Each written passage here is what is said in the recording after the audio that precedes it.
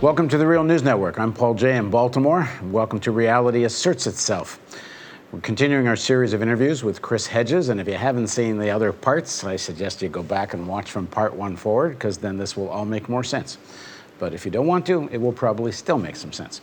Now, joining us again in the studio in Baltimore is Chris Hedges. He's a Pulitzer Prize-winning journalist, a senior fellow at the Nation Institute, and he writes a regular column at Truthdig. Thanks again. Thank you. So, people watching this, what would you suggest they do next? We have to begin to build organizations to protect ourselves from corporate forces that are determined to exploit the ecosystem until it collapses. We have to recognize that the implantation of global capitalism is one that will reconfigure the world into a kind of neo-feudal society where workers here will be told that they have to be competitive with sweatshop workers in Bangladesh who make 22 cents an hour prison labor in China. That's already happening. We have to recognize that the vast corporate systems that we have set up, for instance, our food system is very fragile and not sustainable. Food must once again be local. We can't continue to feed ourselves on a system where we're shipping all of our fruits and vegetables from California or Florida across the country. That means beginning to, and more than community gardens, but essentially buying local, creating sustainable systems that are local.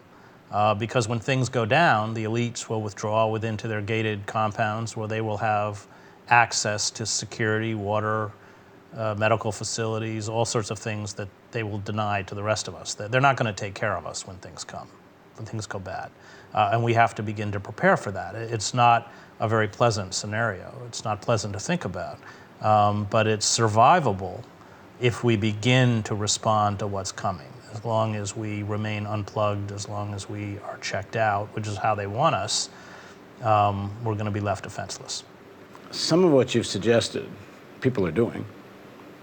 I mean, there are organizations that are trying to speak about the environment. There's organizations speaking about housing and unemployment and this and that.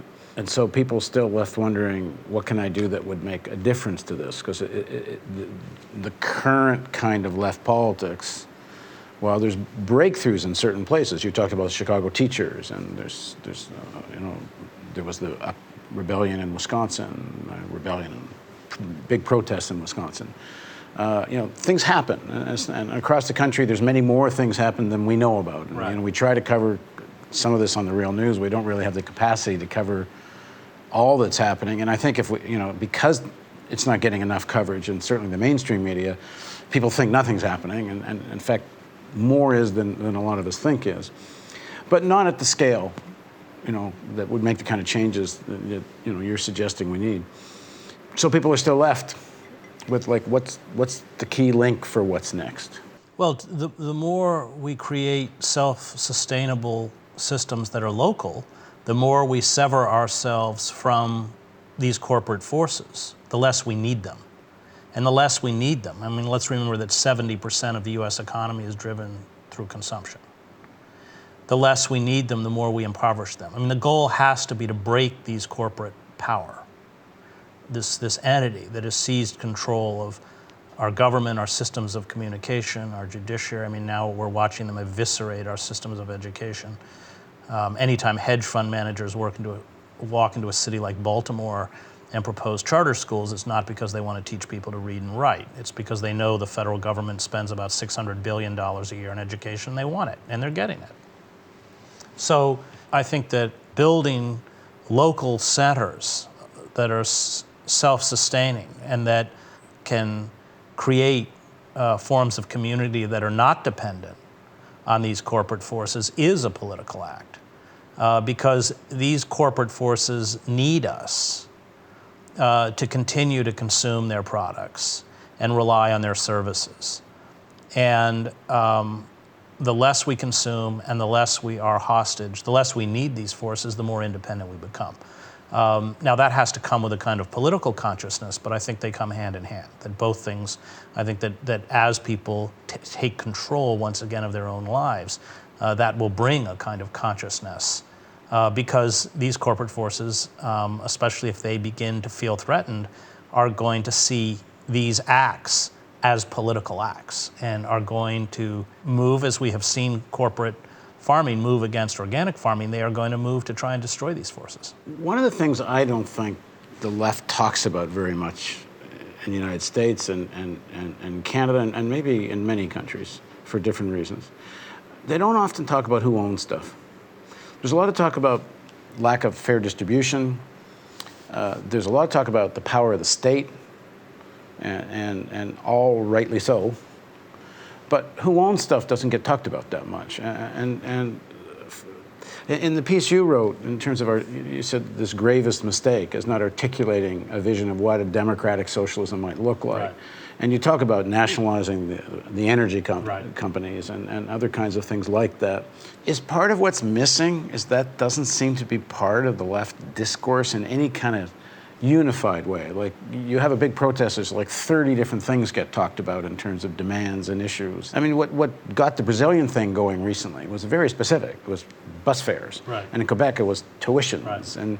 And here it's like, there's always like 30 things, and then you have a debate about why isn't it more focused, and it becomes a virtue not to be focused. Well, because, as somebody who identifies himself as a socialist, I have no voice in the mainstream. You're not going to hear my voice. To even call yourself a socialist in this country is to essentially remove yourself from the acceptable parameters of public discourse. Including in the movement. The movement is so fractious, and the movement is so diffuse that, I think, let's go back to the Occupy movement. I think a lot of that is, I look at it as a very kind of new, green, maybe even immature expression, but it's a beginning.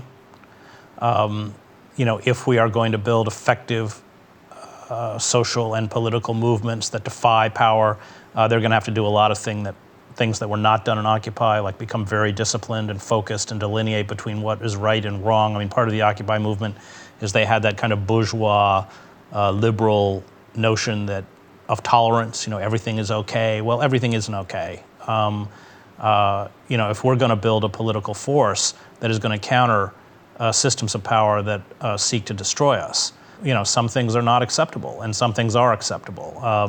And I think many of the Occupy activists, and I was associated with the Wall Street movement, Zuccotti, really came to that understanding. I mean, they lost control of the park when the individual tents went up.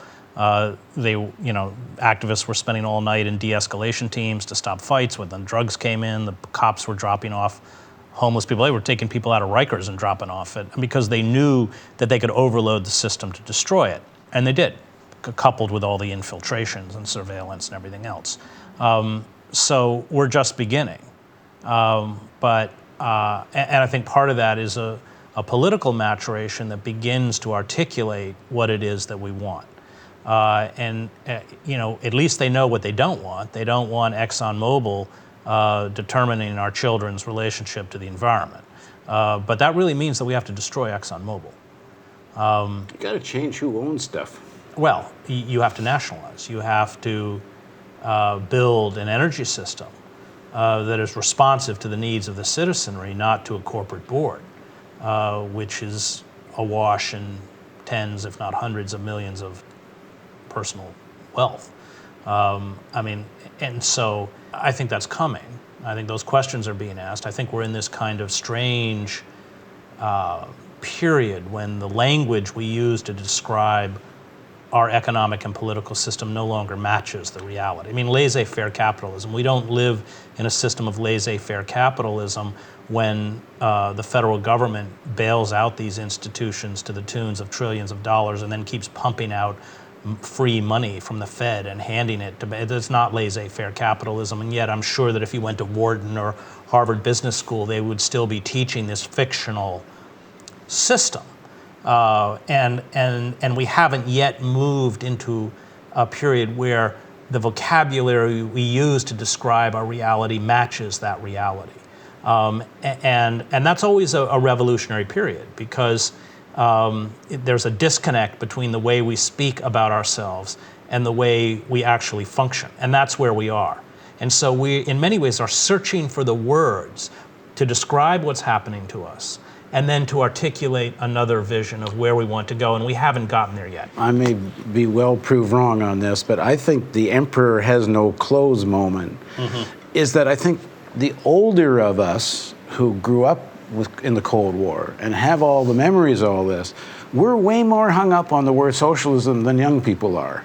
I don't think they're very hung up on it. And there was a really interesting moment in the 2008 elections. In the last couple of weeks, when Obama's starting to pull away, McCain pulls out, he's a socialist, you're a socialist, you're a socialist. And that was going to be the thing that scare everybody. And it's the one thing I thought Obama hit a great note. I don't think he believed it, but he hit a great note. When he was accused, he's asked, are you a socialist? He said, well, my Bible teaches me I am my brother's keeper. Right. And the whole thing went away. Right. And there was a magazine, we're all socialists now, and there were surveys. The young people don't care; they're not worried about the term. I mean, one of the great achievements I thought of Occupy was you could actually talk about capitalism as a system. Right. But then you also got to talk about an alternative. Right. I think Occupy was getting there.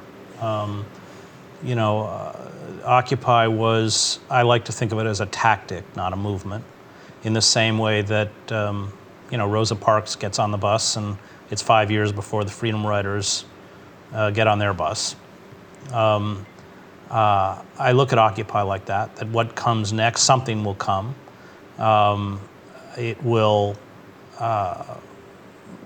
build on what came before. It will begin to answer questions that weren't answered before. And I'm guessing it's going to happen in a few key cities. Probably, yeah. I think that's right. But where and when, I mean, having covered movements, you can never tell. You can sense that it's in the air, but what triggers it, what it looks like, and when I covered the street demonstrations that brought down Milosevic, I was spending time as a New York Times reporter with the purported leaders, Gingic and Draskovic, but in fact, they were struggling to figure out what the crowds wanted, that it had a kind of life force of its own. And it was really interesting being around them as much as I was, because most of the time they were trying to take the pulse of the public. I was just talking to a friend of mine who has friends that organized the transit fare protest in Brazil, and they were as shocked as anybody that this became this national movement. They thought they had this little local transit fare protest going. Well, the PLO, I covered the first intifada on the PLO, which then was in exile in Tunis, had nothing, was as surprised as the Israelis. And while they, struggled to sort of take charge of the movement, again, they spent most of their time trying to figure out where the people on the street were going. And that's how movements work.